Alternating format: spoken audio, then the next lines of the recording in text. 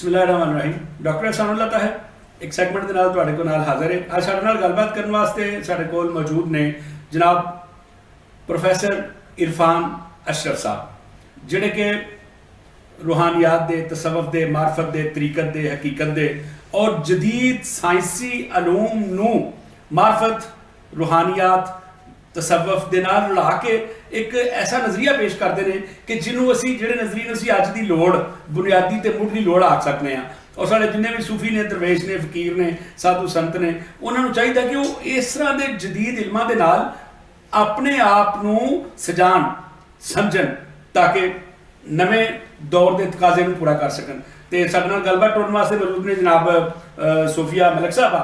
तो अज असीं गलबात करने जनाब इरफान साहब, तुहाडा की हाल है? तुसीं ठीक हो? मैं बिल्कुल ठीक। तुसीं अपनी सुनाओ जी। अल्लाह सुना तुहाडी खैर रखे जी। जम जियो। अज ईद दा दिहाड़ा है। अच्छा, इस तो पहले तो मैं मालूम तुसां इन्ना सोहना तारुफ करवाया कि रूहानियत वो बाबा फरीद ने कहा सी कि काले मेरे कपड़े ते काला मेरा पेस ते गुनाह ही भरिया फिरा मैं ते लोकी आखन दरवेश। ते ओ मैं ते इन्ने जोगा नहीं, लेकिन फिर भी वो आंदे ने कि मैं गलियां दा रूड़ा कूड़ा ते महल चढ़ाया साइयां। ते ऐ ते मेरे उस्ताद दे मोहतरम उन्हां दी नज़र है, उन्हां दी निगाह है कि जेड़ा मेरे वर्गा बंदा वो तुहाडे वर्गे साहिबे नज़र और साहिबे हाल बंदे दे नाल बैठ के देखो जी इरफान साहब, कोई भी बेउस्तादा ते बेपीरा कदे भी किसी मंजिल ते नहीं अपने बेअदबा मकसूद ना असल ते नाम दरगाह टोई। ये सारी चीज़ां अदब नाल, उस्तादां नाल, प्यार नाल, जाग बिना जामदे ना बाहु। हज़रत इकबाल ने भी कहा सी ना कि अदब पहला करीना है मोहब्बत के करीनों में।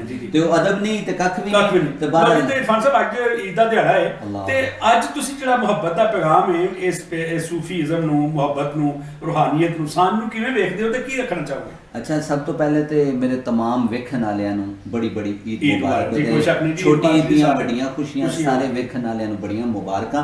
ते जनाब ईद जिहड़ी है अल्लाह दा बड़ा खास इनाम है। ते डॉक्टर साहब, मैं ऐ समझना कि असी अपनी खुशी दा ते अपने गम दोवां दा इजहार अल्लाह दे शुक्र दे नाल करने और अल्हम्दुलिल्लाह कि साडे मजहब दा भी क्या खूबसूरत तरीका कार है कि तुसी ईद वाले दिन नमाज पढ़ के अल्लाह दे हजूर सजदा करदे हो। ते सजदा करके आंदे अल्लाह तेरा शुक्र है कि तू रोजे रखन दी तौफीक दित्ती।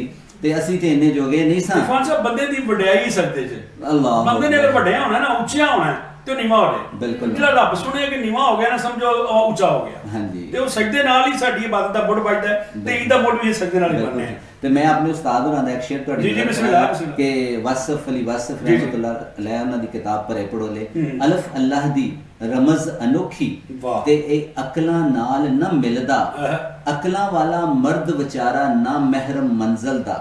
ते अल्लाह नेड़े हुंदा जेकर सजदा होवे दिल दा, ते वसफ यार अल्लाह नू लबना कम नहीं अकल दा। ते असीं जनाब तमाम सुनने वाले नू मेरी वल्लों ते साडे सारिਆਂ ਨੂੰ बड़ी बड़ी ਅੱਜ ਦਾ ਦਿਨ ਜੀ ਅਸੀਂ ਰੱਬ ਸੋਹਣੇ ਨੂੰ ਖੁਸ਼ ਕਰਨ ਲਈ ਤੇ ਉਹਦੇ ਨੇੜੇ ਹੋਣ ਲਈ ਕੀ ਕਰ ਸਕਦੇ ਹਾਂ? सब तो पहली गल जी, मैं अगर अपनी मेरी गल पुछदे हो तो मैं अपने ईद का आगाज सवेरे उठ के ते कब्रस्तान जाना ते मैं अपने जाके बड़ियां दे कोल उन्हां नूं सलाम हाज़री करी दी। ये भी एक रीत है जी, बड़ी पुरानी मुसलमानां दी ते बड़ी पुरानी रीत है जी। अपने मां दी कबर ते ओनू हत्थ ला के ओदी मोहब्बत नूं महसूस करीदा। ते आंदे ने जिहदे घर दे विच मां नहीं हुंदी, आंदे ने कि वो बंदा दूरों दिस पैंदा मर जाए जिदी मां, ते मां तो बगैर घर सुनना लगदा। ते ईद दे दिहाड़े खास तौर ते मां घर चों जो अपने कमरे च नज़र हुंदी सी, हुण नहीं नज़र हुंदी। तो फिर कब्रस्तान जावांगा ते कब्रस्तान गया वां ते जाके दुआ मंगी है कि या अल्लाह मेरी मां दा फैज़, ओदी मुहब्बत, ओदी हर गल मेरे ते हमेशा उसे तरह आबाद रहे जिस तरह पहला सी। लो जी, असीं अपने सुनना आ रहे हैं कि गल साझी उन्हां नाल इह गल असीं साझी करना चाहांगे कि भावें ते ईद दी नमाज पढ़न तो पहले टुर जाण ते भावें ईद दी नमाज पढ़ के टुर जाण, एक खास अंग है साडी हयाती दा कि असीं कबरां 'ਚ जरूर जाने हैं। अपने माँ प्यो की कबर ते, भैणां भरावां की कबर ते, अंगा साकां की कबर ते। मैं समझना कि जिहदे सारे जिउंदे ने, जिहदा माँ प्यो भी जिउंदा है, भैन भरा, दादा दादी सारे जिउंदे ने, उन्हां नूं चाहीदा गुआंढियां दी किसी अगर कोई फौत हो गया है, कोई जानन वाला, कोई यार दोस्त सज्जन ਫੇਰ ਵੀ ਕਬਰਾਂ 'ਚ ਟੁੱਟ ਜਾਵੇ। ਤੇ ਵੈਸੇ ਜੇ ਸਾਰੇ ਹੀ ਚਾਹੁੰਦੇ ਨੇ ਰੱਬ ਸਾਰਿਆਂ ਨੂੰ ਹਯਾਤੀ ਦੇਵੇ, ਸਾਰਿਆਂ ਨੂੰ ਸੁਖੀ ਵਸਾਏ, ਤੇ ਫੇਰ ਵੀ ਕਬਰਸਤਾਨ ਜਾ ਕੇ ਉਹਨਾਂ ਲਈ ਦੁਆ ਬੰਦਾ ਮੰਗ ਲੈਂਦਾ ਜਿਨ੍ਹਾਂ ਲਈ ਦੁਆ ਮੰਗਣ ਵਾਲਾ ਕੋਈ ਨਹੀਂ। ਡਾਕਟਰ ਸਾਹਿਬ ਮੈਂ ਤੁਹਾਨੂੰ ਇੱਕ ਬੜੀ ਅਨੋਖੀ ਗੱਲ ਦੱਸਾਂ, ਨਵੇਕਲੀ ਗੱਲ ਤੁਹਾਡੇ ਸਾਹਮਣੇ ਰੱਖਣਾ ਚਾਹਾਂਗਾ ਕਿ ਸਾਡੇ ਉਸਤਾਦ ਆਂਦੇ ਨੇ ਕਿ ਤੁਸੀਂ ਜ਼ਿੰਦਗੀ ਦੇ ਵਿੱਚ ਇੱਕ ਕੰਮ ਜ਼ਰੂਰ ਕਰਿਆ ਕਰੋ ਕਿ ਆਪਣੀ ਜ਼ਿੰਦਗੀ ਵਿੱਚ ਆਪਣੀ ਕਬਰ ਦਾ ਨਿਸ਼ਾਨ ਆਪ ਲੱਭ ਲਿਆ ਜੇ।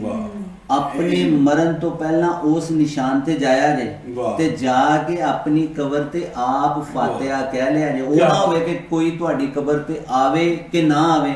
ਤੇ ਮੈਂ ਸਮਝਦਾ ਈਦ ਦੇ ਦਿਹਾੜੇ ਚਲੋ ਕਬਰਸਤਾਨ ਜਾ ਕੇ ਆਪਣੀ ਕਬਰ ਤੇ ਆਪ ਹੀ ਫਾਤਿਹਾ ਕਹਿ ਲਈਏ ਕਿ ਯਾ ਅੱਲਾ ਕਿ ਸਾਨੂੰ ਬਖਸ਼ ਨਹੀਂ। ਤੇ ਉਹ ਆਂਦੇ ਨੇ ਜਿੰਨੇ ਤੁਸੀਂ ਜ਼ਿੰਦਗੀ ਵਿੱਚ ਦਿਲ ਰੋਸ਼ਨ ਕਰਦੇ ਹੋ, ਜਿੰਨੀਆਂ ਮੁਹੱਬਤਾਂ ਵੰਡਦੇ ਹੋ, ਓਨੀ ਹੀ ਤੁਹਾਡੀ ਕਬਰ ਦੇ ਵਿੱਚ ਚਿਰਾਗ ਰੋਸ਼ਨ ਹੁੰਦੇ। ਤੇ ਮੇਰੀ ਈਦ ਦਾ ਆਗਾਜ਼ ਜਨਾਬ ਕਬਰਸਤਾਨ ਜਾ ਕੇ ਆਪਣੇ ਵੱਡਿਆਂ ਨੂੰ ਸਲਾਮ ਹਾਜ਼ਰੀ ਦੇ ਨਾਲ ਜੇ। ਫਿਰ ਉਸ ਤੋਂ ਬਾਅਦ ਨਮਾਜ਼ ਪੜ੍ਹੀ ਦੀਜੀਏ। ਨਮਾਜ਼ ਪੜ੍ਹ ਕੇ ਪਹਿਲੇ ਆਈਦਾ ਸੀ ਤੇ ਮਾਂ ਕੋਲੋਂ ਸੇਵੀਆਂ ਖਾਈਦੀਆਂ ਸਨ, ਹੁਣ ਅੱਬਾ ਜੀ ਦੇ ਇੱਥੋਂ ਸੇਵੀਆਂ ਖਾਧੀਆਂ ਜੇ। ਤੇ ਫਿਰ ਉਸ ਤੋਂ ਬਾਅਦ ਬਾਕੀ ਬਾਲ ਬੱਚਾ ਤੇ ਘਰ ਜਿਹੜੇ ਅੰਗ ਸਾਥ ਨੇ ਸਾਰੇ ਜੀ। ਸੁਹੇਲ ਮਲਿਕ ਸਾਹਿਬ ਤੁਸੀਂ ਅੱਜ ਦੇ ਦਿਹਾੜੇ ਦੇ ਹਵਾਲੇ ਨਾਲ ਕੀ ਕਹਿਣਾ ਚਾਹੋਗੇ? ਤੇ ਬੜੀਆਂ ਸੋਹਣੀਆਂ ਗੱਲਾਂ ਇਰਫਾਨ ਅਸ਼ਰਫ ਸਾਹਿਬ ਨੇ ਤੁਹਾਨੂੰ ਸੁਣਾਈਆਂ। ਤੁਸੀਂ ਇਸ ਤਰ੍ਹਾਂ ਹੀ ਗੁਜ਼ਾਰਦੇ ਹੋ, ਤੁਹਾਡੀ ਕਿਵੇਂ ਗੁਜ਼ਰਦੀ ਹੈ ਜੀ? ਡਾਕਟਰ ਸਾਹਿਬ ਸਾਨੂੰ ਰਾਤ ਨੂੰ ਕਹਿ ਦਿੱਤਾ ਜਾਂਦਾ ਕਿ ਸਵੇਰ ਟ੍ਰਾਂਸਮਿਸ਼ਨ ਦਾ ਟਾਈਮ ਹੈ। ਸਭ ਤੋਂ ਪਹਿਲਾਂ ਸਾਨੂੰ ਇਹ ਚੀਜ਼ ਹੁੰਦੀ ਹੈ। ਦੇਖੋ ਜੀ, ਸਹਾਫੀ, ਫੌਜੀ, ਕਲਮਕਾਰ, ਲਿਖਣ ਵਾਲੇ, ਪੁਲਿਸ ਵਾਲੇ, ਰੇਲ ਗੱਡੀਆਂ ਵਾਲੇ, ਡਰਾਈਵਰ, ਇਹਨਾਂ ਦੀ ਈਦ ਇਹ ਹੀ ਹੁੰਦੀ ਹੈ। ਈਦ ਇਸੇ ਚੀਜ਼ ਦਾ ਨਾਂ ਹੈ ਨਾ ਕਿ ਦੂਜਿਆਂ ਨੂੰ ਸੁਖੀ ਰੱਖਣਾ ਹੈ।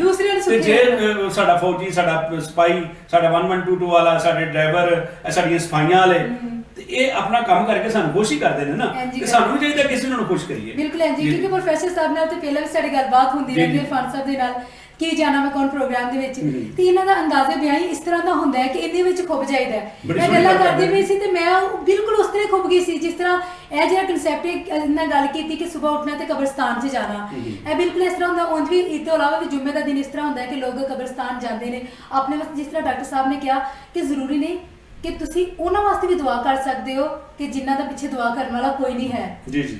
ਤੇ ਡਾਕਟਰ ਸਾਹਿਬ ਇਸ ਤਰ੍ਹਾਂ ਸਾਨੂੰ ਰਾਤ ਨੂੰ ਦੱਸ ਦਿੱਤੇ ਜਾਂਦਾ ਕਿ ਸਵੇਰ ਟ੍ਰਾਂਸਮਿਸ਼ਨ ਹੈ, ਲੇਟ ਨਹੀਂ ਹੋਣਾ, ਇਹ ਟਾਈਮ ਹੈ।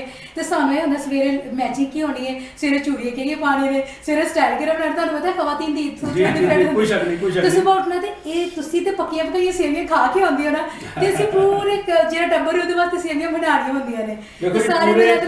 ਪੂਰੇ ਰਮਜ਼ਾਨ ਦੇ ਵਿੱਚ ਮੈਂ ਸਮਝਣਾ ਕਿ ਇਰਫਾਨ ਸਾਹਿਬ ਪੂਰੇ ਰਮਜ਼ਾਨ ਦੇ ਵਿੱਚ ਜਿਹੜੀ ਖਿਦਮਤ, ਜਿਹੜੀ ਸੇਵਾ ਘਰ ਵਾਲਿਆਂ ਦੀ ਰੋਜ਼ਾ ਰੱਖਣ ਚ, ਰਖਾਣ ਚ, ਉਠਾਣ ਚ, ਇਹ ਬੀਬੀਆਂ ਨੇ ਕੀਤੀ ਹੈ, ਬੰਦੇ ਨਹੀਂ ਕਰ ਸਕਦੇ। ਇੰਜ ਗੱਲ ਹੈ, ਵੇਲੇ ਤੋਂ ਪਹਿਲਾਂ ਉੱਠ ਕੇ ਪਕਾਣਾ, ਫਿਰ ਬਾਲਾਂ ਨੂੰ ਉਠਾਣਾ, ਫਿਰ ਘਰ ਵਾਲਿਆਂ ਨੂੰ ਉਠਾ ਕੇ ਫਿਰ ਸਭ ਤੋਂ ਬਾਅਦ ਵਿੱਚ ਨਮਾਜ਼ ਪੜ੍ਹ ਕੇ ਸੌਣਾ। ਇਹਨਾਂ ਦੀ ਇਹ ਮੈਂ ਸਮਝਣਾ ਕਿ ਸਾਡੀਆਂ ਈਦਾਂ, ਸਾਡੀਆਂ ਸ਼ਬਰਾਤਾਂ, ਸਾਡੇ ਸੁੱਖ, ਸਾਡੀਆਂ ਖੁਸ਼ੀਆਂ ਇਹਨਾਂ ਦੇ ਨਾਲ ਜੁੜੇ ਹੋਏ ਨੇ। ਡਾਕਟਰ ਸਾਹਿਬ ਜਿਹੜੀਆਂ ਸਾਡੀਆਂ ਬੀਬੀਆਂ ਵੱਡੀਆਂ ਮਾਵਾਂ, ਸਾਡਾ ਇੱਕ ਕਲਚਰ ਹੁੰਦਾ ਸੀ, ਤੁਸੀਂ ਤੇ ਮਾਸ਼ਾਅੱਲਾ ਨੂੰ ਜਾਣਦੇ ਹੋ, ਸਾਡੀਆਂ ਮਾਵਾਂ ਛੋਟੇ ਬੱਚਿਆਂ ਨੂੰ ਆਪਣੇ ਗੋਡੇ ਤੇ ਬਾ ਕੇ ਤੇ ਅੱਲਾਹੂ ਅੱਲਾਹੂ ਦੀਆਂ ਲੋਰੀਆਂ ਦਿੰਦੀਆਂ ਸਨ। ਤੇ ਮੈਂ ਕੱਲ ਵੀ ਇੱਕ ਚੈਨਲ ਤੇ ਗੱਲ ਕਰਨਾ ਸਾ ਪਿਆ ਕਿ 27ਵੀਂ ਰਾਤ ਨੂੰ ਕੁਝ ਘਰਾਂ ਦੇ ਵਿੱਚ ਮਹਿਫਲੇ ਨਾਤ ਸ਼ਰੀਫ ਦਾ ਇਹਤਮਾਮ ਹੁੰਦਾ ਸੀ ਤੇ ਉਹ ਬੀਬੀਆਂ ਬਜ਼ੁਰਗ ਖਵਾਤੀਨ ਉੱਥੇ ਬਹਿੰਦੀਆਂ ਸਨ ਤੇ ਉਹ ਚੱਲ ਮਦੀਨੇ ਦੀ ਹਵਾਏ ਨਹੀਂ, ਉਹ ਇਹੋ ਜਿਹੀਆਂ ਨਾਤਾਂ ਬੋਲਦੀਆਂ ਸਨ ਤੇ ਨਬੀ ਪਾਕ ਸੱਲੱਲਾਹੁ ਅਲੈਹਿ ਵਸੱਲਮ ਨਾਲ ਮੁਹੱਬਤ ਦਾ ਇਜ਼ਹਾਰ ਕਰਦੀਆਂ ਸਨ। ਔਰ ਕੀ ਮੈਂ ਆਪਣੀ ਜ਼ਿੰਦਗੀ ਤੇ ਰਸ਼ਕ ਕਰਨਾ ਕਿ ਮੇਰੀ ਨਾਨੀ, ਮੇਰੀ ਦਾਦੀ ਜਦੋਂ ਦੁੱਧ ਰਿੜਕਦੀਆਂ ਸਨ ਜਾਂ ਲੱਸੀ ਬਣਾਉਂਦੀਆਂ ਸਨ, ਉਹ ਜਨਾਬ ਲੱਸੀ ਰਿੜਕਦਿਆਂ ਨਾਲ ਸੂਰਾ ਮੁਜ਼ੰਮਲ ਦੀ ਤਿਲਾਵਤ ਕਰਦੀਆਂ ਸਨ ਤੇ ਸੂਰਾ ਯਾਸੀਨ ਪੜ੍ਹਦੀਆਂ ਸਨ। ਉਹ ਸਾਡੇ ਅੰਦਰ, ਸਾਡੀ ਰੂਹ ਦੇ ਵਿੱਚ ਸਰਾਇਤ ਕਰ ਜਾਂਦਾ ਸੀ। ਤੇ ਅੱਜ ਉਹ ਚੀਜ਼ਾਂ ਥੋੜੀਆਂ ਨਾਪੈਦ ਨੇ। ਬਹਰਹਾਲ ਕਹਿਤੋ ਰਜਾਲ ਦੇ ਦੌਰ ਵਿੱਚ ਵੀ ਅਗਰ ਕੁਝ ਬੀਬੀਆਂ ਇਹ ਕੰਮ ਕਰਦੀਆਂ ਨੇ ਤੇ ਅੱਲਾ ਦਾ ਬੜਾ ਸ਼ੁਕਰ ਹੈ। ਮੈਂ ਸਮਝਦਾ ਕਿ ਮਰਦਾਂ ਦੀ ਇਬਾਦਤ ਦੇ ਵਿੱਚ ਤੇ ਮਰਦਾਂ ਨੂੰ ਆਪਣਾ ਇਸ ਖੁਸ਼ੀਆਂ ਦੇ ਵਿੱਚ ਭਰਪੂਰ ਤਰੀਕੇ ਨਾਲ ਸ਼ਾਮਲ ਕਰਨ ਦੇ ਵਿੱਚ ਸਭ ਤੋਂ ਚੋਖਾ ਜਿਹੜਾ ਹੱਥ ਹੈ, ਸਭ ਤੋਂ ਚੋਖਾ ਜਿਹੜਾ ਕੰਮ ਇਹਨਾਂ ਔਰਤਾਂ ਦਾ ਹੀ ਹੁੰਦਾ ਹੈ। ਕਿਉਂਕਿ ਇਸ ਸਵੇਰੇ ਉੱਠਣੇ ਆ, ਸਾਡੇ ਕੱਪੜੇ ਇਸਤਰੀ ਹੋਏ, ਸਾਰਾ ਕੰਮ, ਸ਼ੂਜ਼, ਇਹ ਉਹ ਪਾਲਿਸ਼, ਤੇ ਸਾਰਾ ਸਾਡੀਆਂ ਮਾਵਾਂ ਭੈਣਾਂ ਕਰਦੀਆਂ ਨਾ। ਡਾਕਟਰ ਸਾਹਿਬ ਨੈਪੋਲੀਅਨ ਨੇ ਕਿਹਾ ਸੀ ਨਾ, give me a good mother I shall give you a good nation. ਤੇ ਨਵੀਂ ਜੇ ਅੱਛੀ ਨੇਸ਼ਨ ਚਾਹੀਦੀ ਹੈ ਤੇ ਮਾਂ ਅੱਛੀ ਹੋਣੀ ਚਾਹੀਦੀ ਹੈ, ਔਰ ਮਾਂ ਅੱਛੀ ਜਿਹੜੀ ਉਹਦੀ ਤਰਬੀਅਤ ਅੱਛੀ ਹੋਣੀ ਚਾਹੀਦੀ ਹੈ। ਔਰ ਤਰਬੀਅਤ ਕਿਸ ਤਰ੍ਹਾਂ ਅੱਛੀ ਹੁੰਦੀ ਹੈ? ਉਹ ਜੇ ਆਪਣੇ ਇਸਲਾਫ ਦੇ ਨੇੜੇ ਹੋਵੇ, ਆਪਣੀ ਮਿੱਟੀ ਦੇ ਨੇੜੇ ਹੋਵੇ, ਤੇ ਉਹ ਮਿੱਟੀ ਤੋਂ ਯਾਦ ਆ ਗਈ ਗੱਲ ਕਿ ਮਿੱਟੀ ਦਾ ਤੂੰ ਮਿੱਟੀ ਹੋਣਾ ਵਾਹ। ਤੇ ਕਾਦੀ ਬੱਲੇ ਬੱਲੇ ਅੱਜ ਬੰਦਿਆ ਮਿੱਟੀ ਉੱਤੇ ਤੇ ਕੱਲ ਮਿੱਟੀ ਦੇ ਥੱਲੇ। ਤੇ ਗੱਲ ਇਹ ਵੇ ਕਿ ਖੁਸ਼ੀਆਂ ਦਾ ਦਿਹਾੜਾ ਹੈ ਤੇ ਇਸ ਖੁਸ਼ੀਆਂ ਦੇ ਵਿੱਚ ਆਪਣਿਆਂ ਨੂੰ ਯਾਦ ਕਰਨਾ ਔਰ ਜਿਨ੍ਹਾਂ ਲੋਕਾਂ ਦਾ ਤੁਸੀਂ ਤਜ਼ਕਰਾ ਕੀਤਾ, ਪੁਲਿਸਮੈਨ ਨੇ, ਫੌਜੀ ਨੇ, ਜਰਨਲਿਸਟ ਨੇ ਔਰ ਇਹ ਲੋਕ ਜਿਹੜੇ ਆਪਣੀਆਂ ਘਰਾਂ ਨੂੰ ਛੱਡ ਕੇ ਅੱਜ ਵੀ ਸਾਡੀ ਹਿਫਾਜ਼ਤ ਕਰਦੇ ਨੇ, ਇਹਨਾਂ ਨੂੰ ਵੀ ਜਨਾਬ ਬੜੀ ਬੜੀ ਈਦ ਮੁਬਾਰਕ। ਈਦ ਮੁਬਾਰਕ ਜੀ। ਜੇ ਸਾਡੇ ਭਰਾ ਨੇ ਜੀ, ਸਾਡੇ ਸੱਜਣ ਨੇ, ਅਸੀਂ ਬਗੈਰ ਕਿਸੇ ਮਸਲਕ ਤੋਂ, ਬਗੈਰ ਕਿਸੇ ਮਜ਼ਹਬ ਤੋਂ ਔਰ ਬਗੈਰ ਕਿਸੇ ਰੰਗ ਨਸਲ ਛੋਟੇ ਵੱਡੇ ਤੋਂ ਜਿਹੜੇ ਪਾਕਿਸਤਾਨ ਦੀ ਸੇਵਾ ਕਰਦੇ ਨੇ ਪਏ, ਸਾਡੇ ਬਾਰਡਰਾਂ ਤੇ ਖਲੋਤੇ ਨੇ, ਸਰਹੱਦਾਂ ਤੇ ਖਲੋਤੇ ਨੇ, ਚੌਕਾਂ 'ਚ ਖਲੋ ਕੇ ਟ੍ਰੈਫਿਕ ਨੂੰ ਪੈ ਕੰਟਰੋਲ ਕਰਦੇ ਨੇ।